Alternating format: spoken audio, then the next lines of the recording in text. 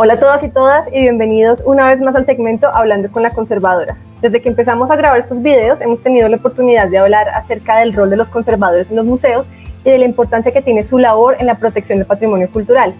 En una de las últimas entregas hemos hablado de algunos de los estudios que realizan los conservadores y restauradores para entender la dimensión material de los bienes. Sin embargo, para explorar mejor este tema, he querido invitar a una conservadora especialista en estudio e intervención de pinturas de caballete.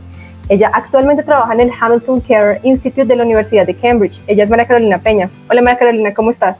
Hola Paola, ¿cómo estás? Muy bien, gracias por acompañarme. Es un gusto estar acá. Claro que sí.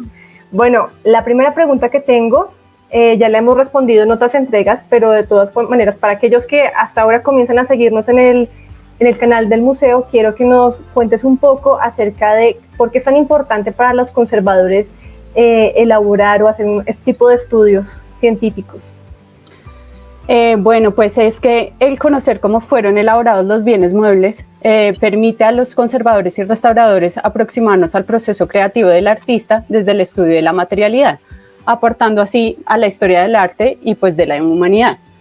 Realizar el estudio técnico de una pintura, que es el área en la que yo me especializo, informa sobre cómo era el oficio de pintar en un momento determinado de la historia, qué materiales estaban disponibles, qué herramientas empleaban los artistas y de qué técnicas se valían pues, para plasmar sus imágenes.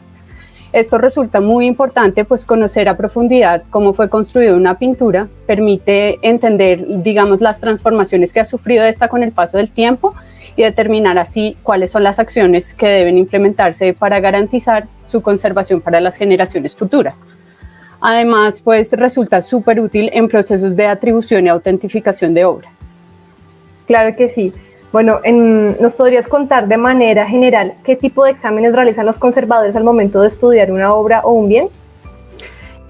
Pues específicamente en caballete existe, que es el área en el que yo me he especializado, existe una amplia gama de exámenes para el estudio de estas obras, que va desde la observación detallada de la superficie, que es lo primero que se hace, empleando lentes de aumento y en muchas ocasiones diferentes condiciones de iluminación, como por ejemplo la luz transmitida, la luz rasante, la luz UV, los rayos X o las radiaciones infrarrojas. Todo esto nos permite observar cosas que a veces no podemos observar a simple vista. Asimismo, realizamos pequeñas muestras de pintura y las llevamos al microscopio y mediante esta técnica es posible determinar la estratigrafía y la morfología de todas estas capas de pintura superpuestas y sobre estas se pueden realizar adicionalmente otros estudios para determinar su composición elemental, digamos que entender un poco más cómo fue construida esta imagen. Asimismo, hay técnicas instrumentales que son mucho más sofisticadas si las requerimos para contestar algunas otras preguntas que tengamos con respecto a este bien. Y mediante estas técnicas instrumentales, pues sí es posible determinar la naturaleza y composición de todos los materiales empleados en la pintura, o al menos de la gran mayoría de estos. En uno de los videos de agosto hablamos de los cortes estratigráficos. Acá vemos que estos cortes se pueden someter a un estudio con microscopía electrónica de barrido. ¿Nos puedes decir un poco acerca de la información que se puede obtener con este tipo de examen? Bueno, como hablamos anteriormente, los cortes estratigráficos te permiten conocer la morfología y estratigrafía de una pintura, es decir, todas las capas que el artista utilizó para crear. Sin embargo, no es posible determinar únicamente mediante la observación al microscopio cuáles son los elementos o los materiales que componen esos estratos, a no ser que tú utilices otras herramientas. Una de estas es la espectroscopía de rayos X con microscopía electrónica de barrido, que es un examen elemental que permite, mediante la incidencia de rayos X, de un haz de rayos X, determinar cuáles son los elementos químicos que se encuentran presentes en esa muestra. Como la mayoría de pigmentos son sustancias inorgánicas, son compuestos inorgánicos que están formados a partir de ciertos elementos, este examen nos va a permitir determinar si un elemento está presente y a nosotros asociar ese elemento con un pigmento en específico, teniendo en cuenta pues la morfología, el color, forma y todo lo que observamos mediante microscopía óptica normal. Y pues las otras características que observamos en la pintura. Ok. Bueno, quiero que nos cuentes, a partir de tu experiencia profesional en laboratorios de conservación y como restauradora de pintura de caballete, ¿cuál crees que es la técnica de estudio más completa y qué aportes deja al conocimiento, no solo de la restauración, sino en general, no sé, las ciencias sociales, la humanística, no sé? Pues realmente que exista una única técnica que sea súper completa para todo el estudio de los bienes, pues no la hay. Realmente es el realizar diferentes técnicas y estudiarlas en conjunto, analizarlas en conjunto, lo que nos va a brindar como un panorama completo de cuáles son las condiciones de la imagen, cuál es la problemática y pues básicamente cómo fue esta época. Sin embargo, hoy en día se está utilizando una técnica que a mí me parece muy interesante y que ha, digamos, ayudado a esclarecer muchas cosas de las pinturas, que es la fluorescencia de rayos X macro. Esta es una técnica también instrumental como el SEM-IDX del que hablamos anteriormente, y está pues en furor ahorita para el estudio de las pinturas.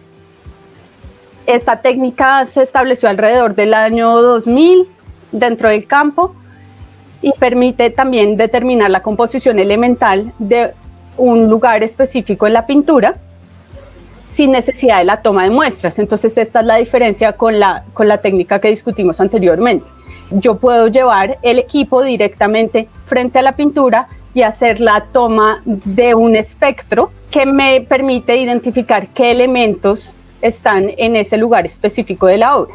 Entonces, pues esto nos ayuda mucho a los conservadores y restauradores porque no tenemos que tomar ninguna muestra ni hacerle ningún, digamos, análisis destructivo a la imagen para obtener la misma información. Entonces, por eso resulta súper útil.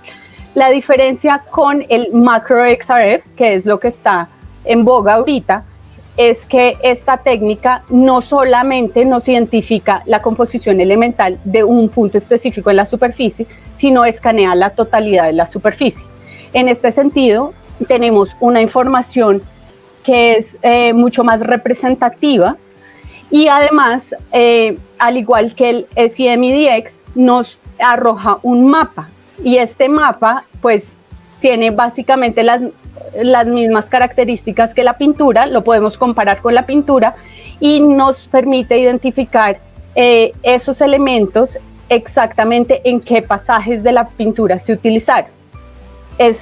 Podemos identificar con certeza qué pigmento es mediante la comparación de esos elementos, como les mencionaba anteriormente, y también podemos observar si hay de pronto arrepentimientos o modificaciones en la composición, se hacen visibles, imágenes subyacentes, sellos ocultos, es mucho más fácil identificar intervenciones anteriores y la utilización de elementos que definitivamente son anacrónicos al momento en el que fueron hechas las pinturas y también nos ayuda a evaluar pues la condición de la misma.